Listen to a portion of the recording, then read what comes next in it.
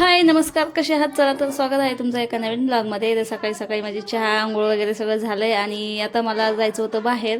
पण म्हटलं चला बाहेर जायच्या आधी आपण नाश्ता करूया. त्यामुळेच मला पोह्याचा नाश्ता बनवायचा होता आणि स्वयंपाक तर मला नंतरच करायचा होता. तर म्हटलं चला एकदा स्वतःच आवरून घेते आणि मग मी पोहे बनायला लागते, कारण की मग एकदा तिकडे गेले की मला इकडे येणार होत नाही परत. त्यामुळेच तर सगळं आवरून घेतलं. हे बघा मस्त असे पोहे बनवून घेतले नाश्त्यासाठी. आणि आज दादूची शाळा फार उशिरा आहे, कारण की 10वीच्या मुलांच्या परीक्षा चालू आहे, त्यामुळे त्याची शाळा आहे 2 ते 5.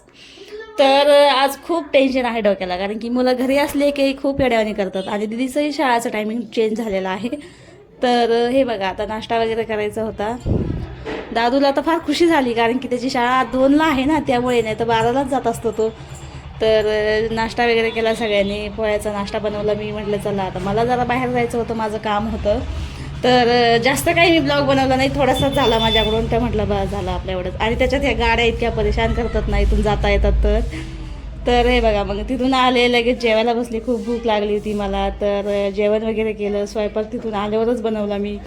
मग आता निवांत जेवण केलं. चला भेटूया पुढच्या व्हिडिओमध्ये. आज एवढंच, बाय.